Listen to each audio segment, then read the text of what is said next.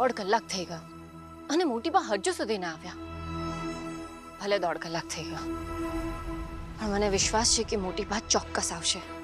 1.5 કલાક થઈ ગયો તો પણ તને એવો વિશ્વાસ હતો કે હું આવીશ? આટલો બધો વિશ્વાસ? હા મોટી બા, મને પૂરેપૂરો વિશ્વાસ હતો કે તમે ચોક્કસ આવશો. કહેવાય છે ને કે વિશ્વાસ એ વહાણ ચાલે. વિશ્વાસ જો અડગ હોય ને તો ચટ્ટાન જેવા પથ્થરને પણ હલાવી નાખે છે. આવું તો મેં પહેલા કોઈને કહ્યું છે? બાળકોને માવતર જ પાર્ટી ઉપર એકડો ઘૂંટતા શીખવે છે. કદાચ તમે ભૂલી ગયા હશો, પણ હું નથી ભૂલી. તું મને કેમ એવું કહે છે કે હું ભૂલી ગઈ, પણ હું તો કંઈ નથી ભૂલી. કાશ એવું જ હોત. તે મને આ બધું લખવાનું કેમ કહ્યું? કારણ કે મારે સાબિત કરવાનું છે ને કે તમે મારા મોટી બા છો એટલે. પણ તો મને કેમ કંઈ યાદ નથી? મારા અનસુયા વહુ તો મને એમ કહે છે કે હું વસુંધરા છું. હવે એ શું કામ જુઠ્ઠું બોલે? માણસ ઘણીવાર બદલાઈ જાય છે એટલે જુઠ્ઠું બોલે છે, અને ઘણીવાર બદલો લેવા જુઠ્ઠું બોલે છે. બદલો? શેનો બદલો? એ બધું તમે જવા દો. પણ તમે મને મળવા નહોતા આવવાના? પહેલા વિચાર્યું કે નથી જ જવું, પછી ખબર નહીં મારું મન મને અહીંયા ખેંચી લાવ્યું. સારું છે કે મનને અલ્ઝાઇમર નથી થતું, નહીતર આજે મોટી બા અહીંયા ખેંચાઈને ના આવતા. પણ હમણાં મારે બહુ સાવચેતી રાખવી પડશે, નહીતર એમની અવસ્થા કાચના ગ્લાસ જેવી નાજુક છે. કેમ ચૂપ થઈ ગઈ? હું વિચારું છું કે આમ નહીં તો તેમ, પણ તમે મને મળવા આવ્યા ને એ જ અગત્યનું છે. મને એમ થાય છે કે હું તને ઓળખું છું. હા, કારણ કે તમે મને ઓળખો જ છો, અને એવું તો બીજું કોઈ નથી ઓળખતું. પણ અનસુયા વહુ તો મને... હા, મને ખબર છે. તેમણે એવું જ કહ્યું હશે કે હું તમારી પ્રોપર્ટીની પાછળ પડી ગઈ છું. એવું બધું જ કહ્યું છે ને. પણ આપણે તો નક્કી કર્યું છે ને કે હું સાબિત કરી દઈશ કે તમે મારા મોટી બા છો. તો ચાલો શરૂ કરીએ.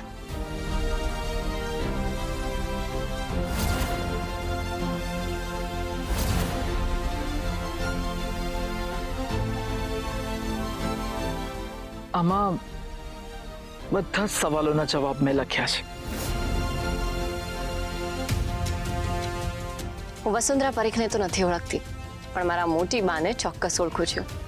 હું જો તારી મોટી બા છું તો તને તો ખબર જ હશે કે મોટી બા શું કરે છે, શું નહીં, એમને શું ગમે છે ને શું નહીં, એ ક્યાં જાય છે ને ક્યાં નહીં. હા, કેમ નહીં? તો ચલ હું પૂછું, એના જવાબ આપ.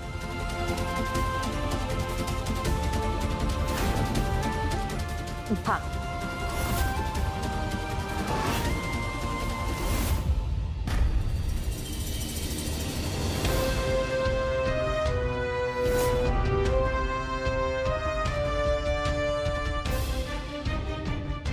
આ શું થાય છે?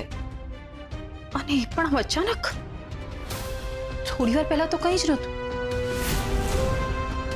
જમ્યા બાદ જ આટલો દુખાવો થાય છે. ક્યાંક જમવામાં તો કંઈ નહીં આવી ગયું હોય ને? માલિશ કરી લો, કદાચ ઠીક થઈ જાય.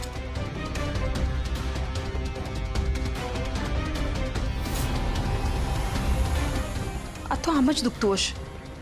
આખો દિવસ ઘરમાં કામ કેટલું બધું હતું.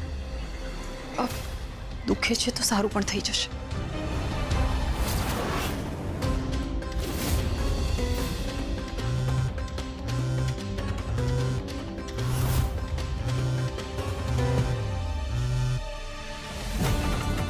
સરગમનો જ નંબર હશે ને? એને કેટલી બધી વખત ટ્રાય કરી, એ ફોન ઉપાડતી જ નથી. હવે શું કરવું? સરગમનું કોઈ સરનામું પણ નથી મારી પાસે, અને એક બાજુ મારી ફ્લાઇટનો સમય થવા આવ્યો છે. ફરી એકવાર ટ્રાય કરવા દે.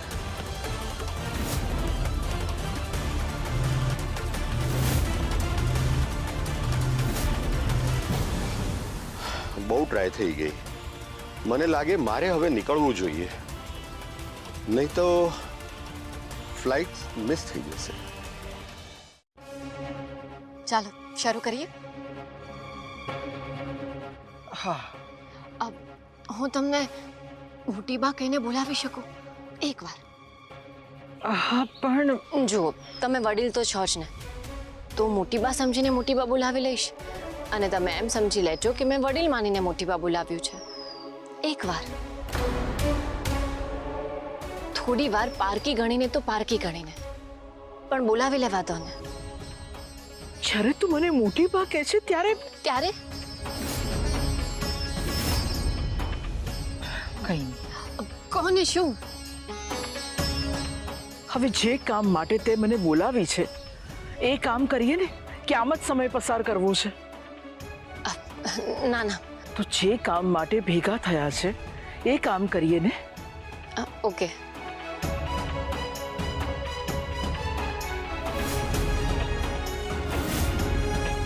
પણ તમે આ બધું લખ્યું કેવી રીતે?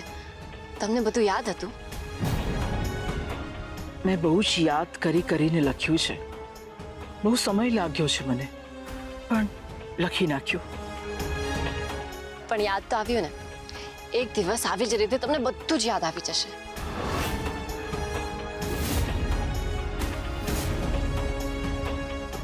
મોટી બા બેસો ને.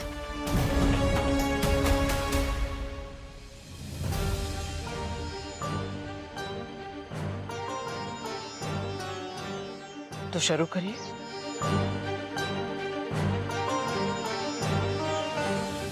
મારી ફેવરેટ સુગંધ કઈ છે?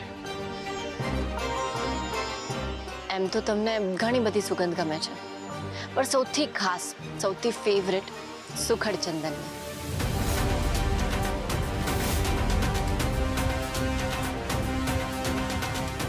મારો ફેવરેટ કલર કયો છે? તમારો ફેવરેટ કલર ગુલાબી અને લીલો પણ છે, પણ એનાથી પણ વધારે જો કોઈ ફેવરેટ કલર હોય તો એ છે લાલ.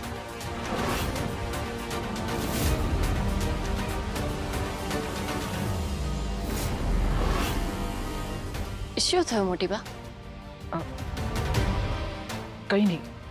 મને લાગ્યું કે તમને મારા બધા જવાબો સાચા લાગી રહ્યા છે.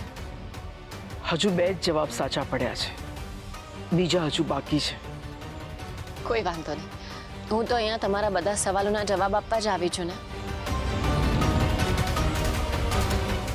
મારું ફેવરેટ ફૂલ કયું છે? જો, તમને ગુલાબ, ચંપો અને રાતરાણી બહુ ગમે છે, કારણ કે એની સુગંધ પણ બહુ ખાસ હોય છે. પણ જો સૌથી ફેવરેટ ફૂલની વાત કરીએ ને, તો એ છે મોગરો. મોગરો? કેમ, મેં કંઈ ખોટું કહ્યું? બોલો ને, જવાબ સાચો છે ને? હા, બરાબર છે. તો પછી આગળ પૂછો ને. હા, મારું મનગમતું પુસ્તક કયું છે?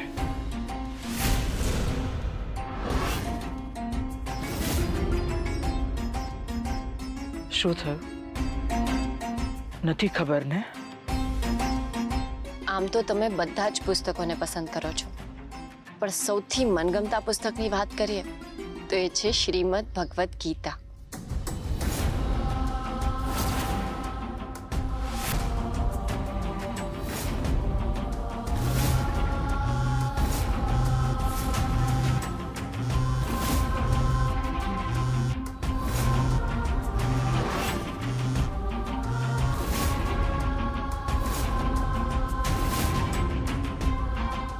આવું કેવી રીતે હોઈ શકે? મારા બધા જ સવાલોના જવાબ સાચા?